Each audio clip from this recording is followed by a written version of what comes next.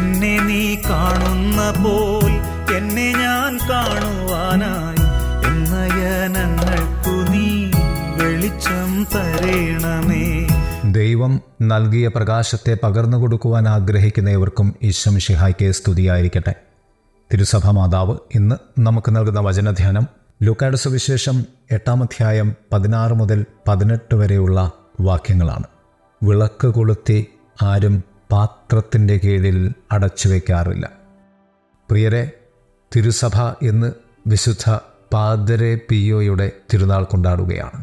പഞ്ചക്ഷതധാരിയായ ഈ വിശുദ്ധൻ്റെ പ്രത്യേക സ്നേഹവും സഹായവും നമ്മുടെ ജീവിതത്തിന് നമുക്ക് പ്രാർത്ഥിക്കാം, യാചിക്കാം. തിരുനാളിൻ്റെ അനുഗ്രഹാശംസകൾ ഏവർക്കും നേരുന്നു. സുവിശേഷത്തിൽ 3 കാര്യങ്ങളാണ് പ്രതിപാദിക്കുന്നത്.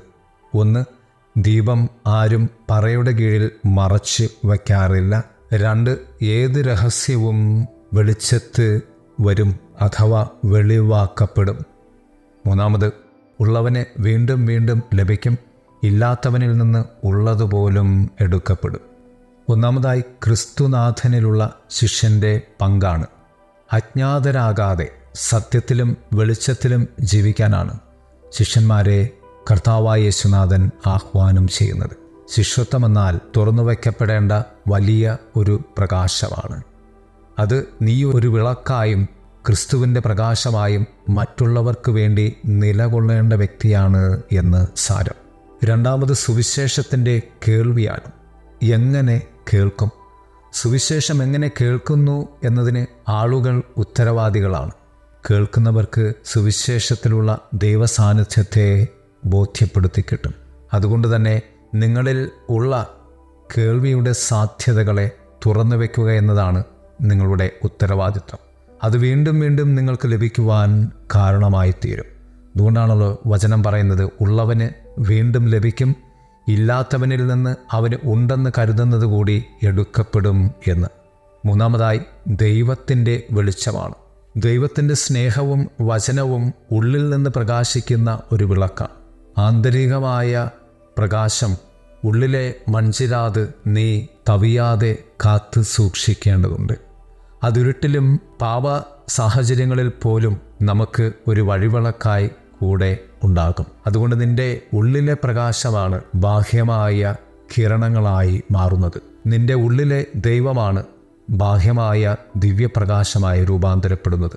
4, അനുസരണത്തിൻ്റെ പ്രാധാന്യമാണ്. ആരെങ്കിലും യേശുവിൻ്റെ വാക്കുകൾ ശരിക്കും കേട്ടുവെന്നും അവർ ആ വചനം സ്വീകരിച്ച് ആ നന്മ സ്വീകരിച്ച് വിളക്ക് കത്തിക്കുകയും ആ പ്രകാശത്തിനൊത്ത് ചരിക്കുകയും ചെയ്യുമ്പോൾ അതിൽ അടങ്ങിയിരിക്കുന്നത് അനുസരണമെന്ന വലിയ പുണ്യമാണ്. നീയല്ല നയിക്കുന്നത്, നിന്നെയാണ് ദൈവം നയിക്കുന്നത്. നീയല്ല പ്രകാശം, കർത്താവായ യേശുനാഥനാണ് പ്രകാശം എന്ന ബോധ്യത്തിൽ നീ ഏന്തുന്ന വിളക്ക് ദൈവ നന്മയില്ലെങ്കിൽ എരിയാത്ത വിളക്കാണ് എന്ന തിരിച്ചറിവ് ബോധ്യത്തോടുകൂടി നിന്റെ കയ്യിലേന്തിയ വിളക്ക് ദൈവത്തിൻ്റെ മറ്റുള്ളവരുടെ പ്രകാശമായി മാറുവാൻ നാം എടുത്തുയർത്തി നടക്കേണ്ടതുണ്ട്. ഏറ്റവും ഒടുവിലായി നിനക്ക് ലഭിച്ച വിശ്വാസവും നന്മകളും അടച്ചുവെച്ച് സൂക്ഷിക്കേണ്ടതല്ല, നിൻ്റേതാക്കി കരുതി വയ്ക്കേണ്ടതുമല്ല. അതിനെ ദൈവത്തിനു വേണ്ടി തുറന്നു വിടുവാൻ നീ നന്മയാൽ കൃപയാൽ വ്യക്തിയുടെയും സമൂഹത്തിൻ്റെയും സാഹചര്യങ്ങളുടെയും അരികെ പ്രാർത്ഥിച്ച് നിലകൊള്ളേണ്ട വ്യക്തിയാണ്. ഈ വലിയൊരു കൃപയ്ക്ക് വേണ്ടി നമുക്ക് ദൈവത്തോട് പ്രാർത്ഥിക്കാം. ദൈവം നമ്മെ സമൃദ്ധമായി അനുഗ്രഹിക്കട്ടെ. ആമേൻ. വെളിച്ചം തരേണമേ, വെളിച്ചം തരേണമേ, നിത്യമാം പ്രകാശമേ, വെളിച്ചം തരേണമേ, വെളിച്ചം തരേണമേ, വെളിച്ചം തരേണമേ, നിത്യമാം പ്രകാശമേ, വെളിച്ചം തരേണമേ.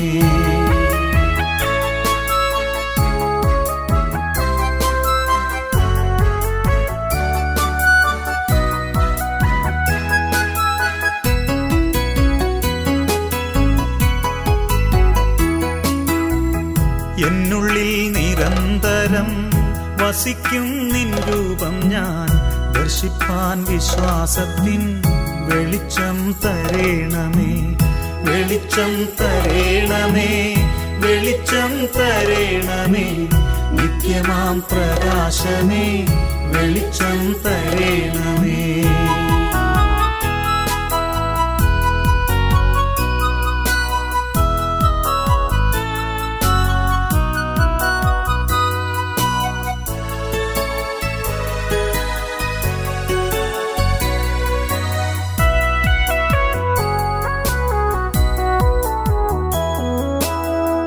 എന്നെ നീ കാണുന്ന പോൽ എന്നെ ഞാൻ കാണുവാനായി എന്നയനങ്ങൾക്കു നീ വെളിച്ചം തരേണമേ.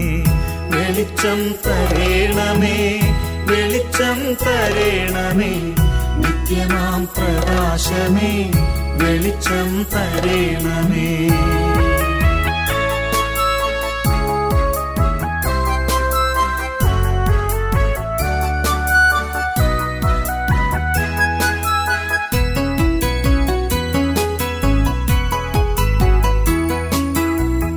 തമസിൽ മുങ്ങിടുമ്പോൾ തിമിരം തിങ്ങിടുമ്പോൾ തേജസ്സേ വരേണമേ വെളിച്ചം തരേണമേ. വെളിച്ചം തരേണമേ, വെളിച്ചം തരേണമേ, നിത്യമാം പ്രകാശമേ വെളിച്ചം തരേണമേ.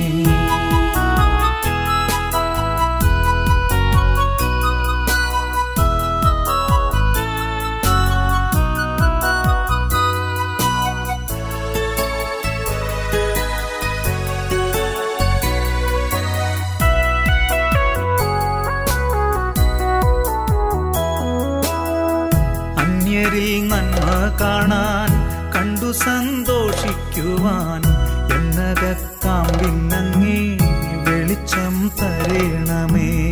വെളിച്ചം തരേണമേ, വെളിച്ചം തരേണമേ, നിത്യമാം പ്രകാശമേ വെളിച്ചം തരേണമേ.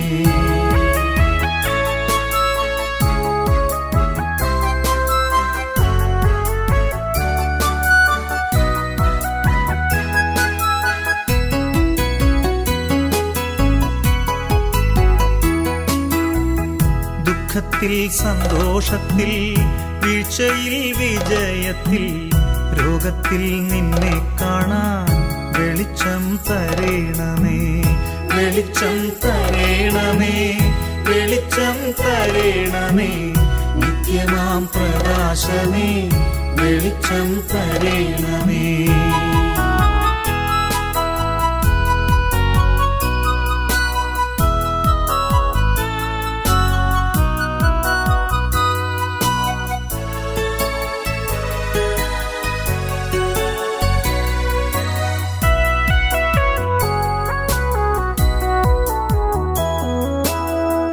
എന്നിലും എല്ലാറ്റിലും ദൈവമേ നിന്നുള്ളം ഞാൻ തെളിവായി ദർശിക്കുവാൻ വെളിച്ചം തരേണമേ. വെളിച്ചം തരേണമേ, വെളിച്ചം തരേണമേ, നിത്യമാം പ്രകാശമേ വെളിച്ചം തരേണമേ.